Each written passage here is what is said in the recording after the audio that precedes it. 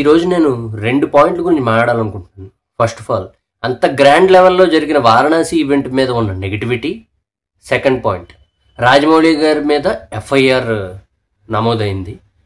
So ఈ 2 పాయింట్ల గురించి మాట్లాడదాం అనుకుంటున్నాను. ఫస్ట్, అంత గ్రాండ్ లెవెల్లో జరిగిన ఈవెంట్ మీద కూడా ఇంత నెగిటివిటీ ఎందుకురా మీకు? నాకు అర్థం కాదు. ఇప్పుడు మనం ఒక పని అనుకుంటాం, ఆ పని యాజ్ ఇట్ ఈజ్ జరగాలనే అనుకుంటాం మనం కూడా. బట్ మనం అనుకున్నట్టుగా జరగదు కదా. అది కాదుగా లైఫ్ అంటే. అంటే మనం పెట్టాల్సినంత ఫుల్ ఎఫర్ట్ పెడతాం ఒక్కోసారి, కానీ రావాల్సిన రిజల్ట్ రాకపోవచ్చు, లేదా వచ్చినా కొన్ని ఇబ్బందులు పెట్టి ఆ రిజల్ట్ రావచ్చు. అది మన చేతుల్లో ఉండదు కదా. కానీ బట్ మన చేతుల్లో ఉన్నది ఒక్కటే, మన ఎఫర్ట్ తగ్గకుండా మనం ఎంతవరకు ఎఫర్ట్ పెట్టామా అనేదే మ్యాటర్. సో ఇప్పుడు ఇదంతా ఎందుకు చెప్తున్నాను రా అంటే, రాజమౌళి గారు అసలు ఎవరైనా షూటింగ్స్కి రిహార్సల్స్ చేస్తారు, కానీ ఈవెంట్కి రిహార్సల్స్ చేయడం మీరు ఎక్కడైనా చూసారా? ఒకసారి ఈ వీడియో చూడండి, చెప్తాను నేను.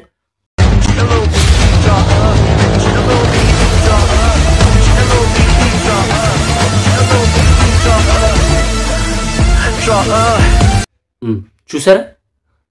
అంటే వాళ్ళు ఎంత ప్రాక్టీస్ చేశారో చూసారా. ఈవెంట్ ఆఖరికి మహేష్ బాబు గారి స్పీచ్ కూడా ముందే అది ఆ స్టేజ్ పైకి లేవడం కానీ, ఆ నంది ఎంట్రీ కానీ, ప్రియాంక చోప్రా గారి ఎంట్రీ కానీ స్టేజ్ కింద నుంచి, పృథ్వీరాజ్ సుకుమారన్ గారి ఎంట్రీ కానీ స్టేజ్ కింద దగ్గర నుంచి, అన్నీ ప్రీ ప్లానెడ్గా వాళ్ళు ప్రాక్టీస్ అయి చేసినవే ఇవన్నీ కూడాను. ఏది ఆకతాయితనంగా అప్పటికప్పుడు ఏం ప్లానింగ్ లేకుండా చేసినవి కాదు ఆ ఈవెంట్. సో అంత ఫుల్ ఫ్లెడ్జ్డ్గా చేశారు. అంతేకాకుండా ఆ 100 ఫీట్ లెట్ అవర్ ఉంది చూసారు, అది ఒక 20 days అబౌవ్ నుంచి వాళ్ళు చేసి ఆఖరికి ప్రాక్టీస్ చేసి మొత్తం వీడియో అంతా చేసేసి వాళ్ళు టెస్టింగ్ చేద్దామంటే ఎవరో 2 మనుషులు డ్రోన్లు తీసుకొచ్చి దాన్ని క్యాప్చర్ చేసేసారు. అంటే వాళ్ళ వీడియోని వాళ్ళు టెస్ట్ చేసుకోవడానికి కూడా లేని పరిస్థితి అయిపోయింది. వాళ్ళు అప్పుడు ఏం చేస్తారు ఇంకా?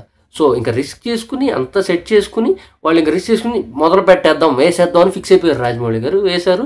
సో అదేంట్రా అంటే హై పవర్ కావాల్సి ఉంటుంది అంత పెద్ద స్క్రీన్కి. ఇప్పుడు